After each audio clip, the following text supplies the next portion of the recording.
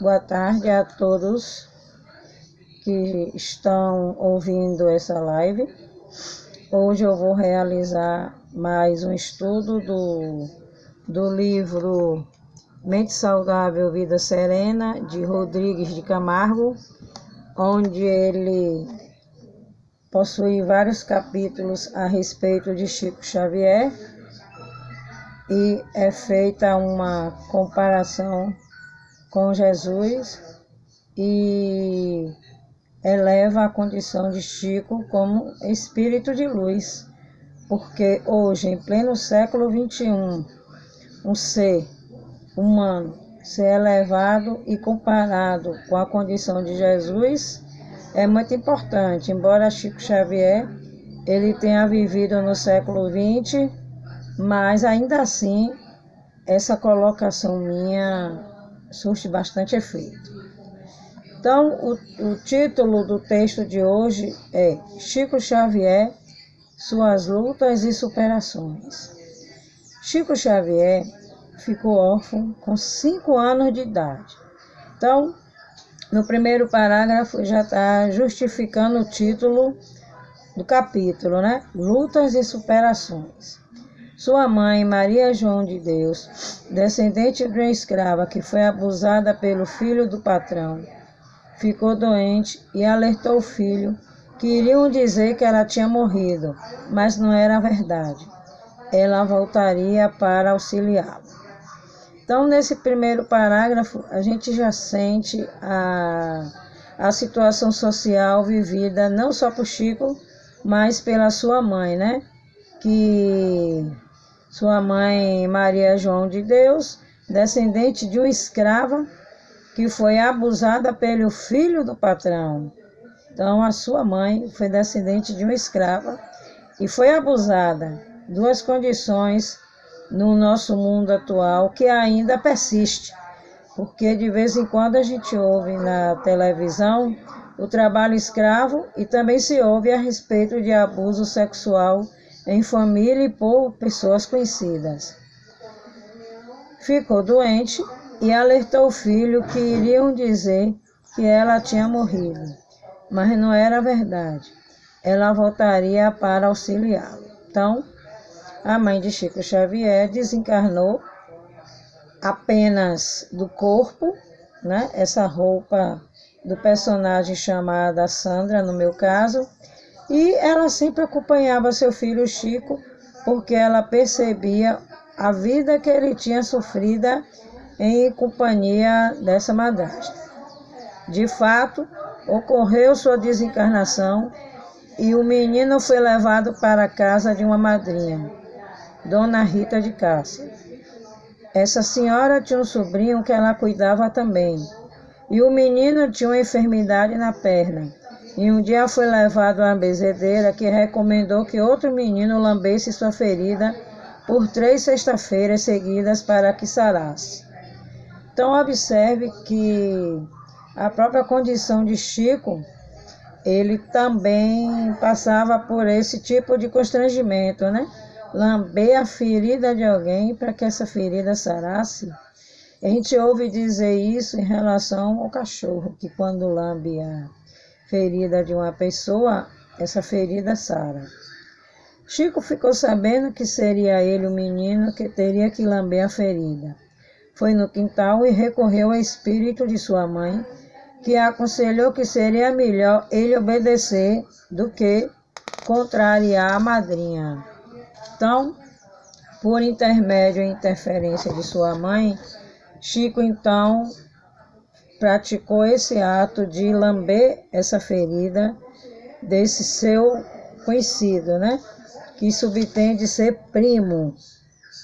Mas, por mais proximidade que se tenha a uma pessoa, embora o texto aqui diga menino, em alguns textos eu já ouvi essa história dizendo que era o filho de sua tia, seu primo.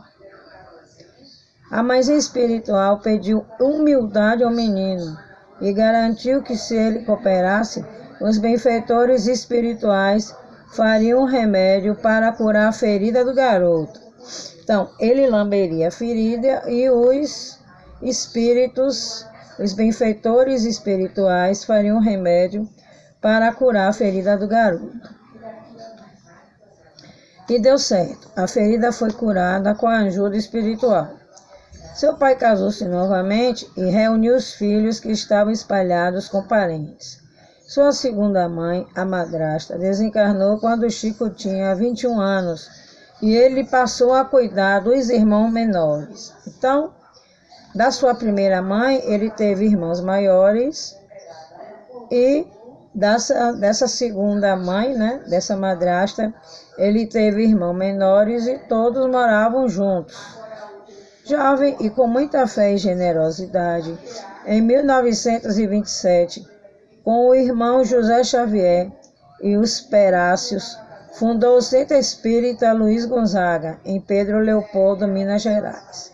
12 anos depois, Chico já havia lançado vários livros, inclusive o portentoso livro de poemas de escritores mortos do Brasil e Portugal, Parnaso do Além-Túmulo. No ano de 1939, seu irmão José, vítima de uma convulsão, veio a óbito.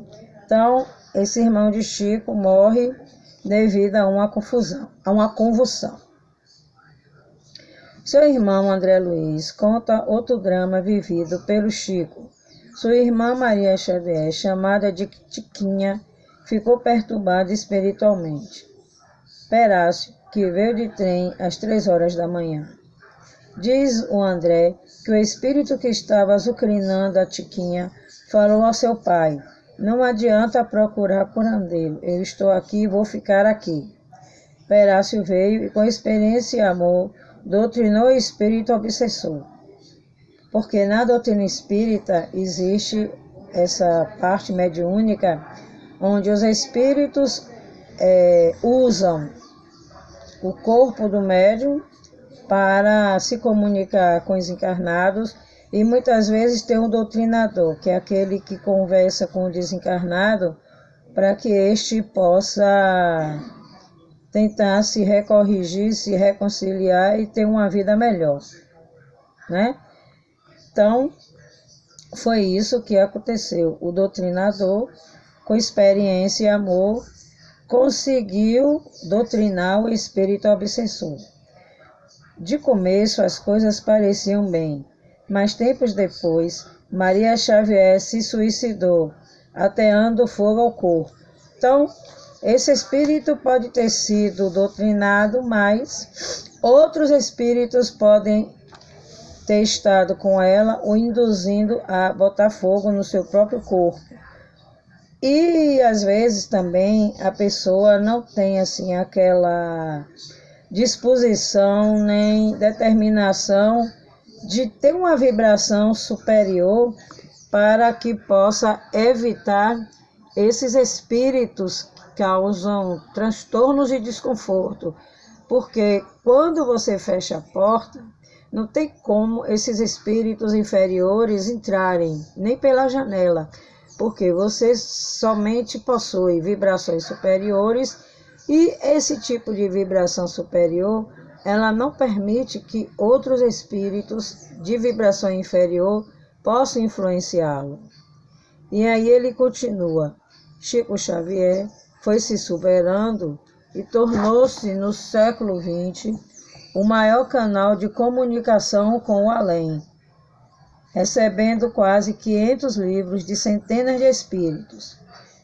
Atualmente existe o médium psicógrafo também, Divaldo Franco, que mora aqui em Salvador, na Mansão do Caminho, no bairro de Pau da Lima, que tem mais ou menos a mesma vida que Chico Xavier. Claro que tem detalhes diferentes, mas se for fazer uma comparação, um parâmetro desses dois homens, eles têm muita semelhança. Parece-nos que para ele essas dificuldades não foram expiações e provas, e sim uma missão, para ele nos ensinar pelo exemplo de resiliência e amor ao próximo. Então, Chico tinha duas condições favoráveis que o levavam até essa vida sofrida com mais dignidade, resiliência, né? O que é a resiliência? É nada mais do que tudo você aceitar as coisas como são e aproveitar aquele momento que você está vivendo, ou desagradável, principalmente, né? Ou não, mas quando é desagradável, você então aprende com aquela vivência. Porque quando você tem uma vivência agradável, não precisa de resiliência, porque você vai viver de uma maneira bem tranquila e bem branda. Mas quando você tem uma vida onde passa por sofrimentos e provações, como aconteceu com o Chico aqui nesse momento, o que é que acontece? Você precisa da resiliência para não fracassar, para não cair, para não se envolver com os espíritos inferiores e sofrer obsessões. Que no caso de Chico, ele soube levar a situação muito bem. Leio muitos livros psicografados pelo médium e tenho imensa gratidão a ele e aos seus benfeitores, que nos instrui com suas páginas. Isso é o autor do texto, aproveitando para fazer o agradecimento às obras de Chico Xavier. Mas as vitórias que demonstrou em sua longa existência como espírita é exemplar, fraterno e caridoso com todos. Ele nos diz: deixa algum sinal de alegria onde passe. Então nós, encarnados, temos o dever de sempre praticar o bem, de deixar alegria para o outro, e não momentos de dor, de angústia ou até de sofrimento. E ele nos deixou. Foi um homem simples, desapegado dos bens materiais, construiu com os espíritos uma fortuna imensa em conhecimentos de ordem ética, moral e espiritual, com relatos de vivências na dimensão do eterno. E assim eu termino essa pequena live sobre o nosso médium adorado Chico Xavier. Namastê.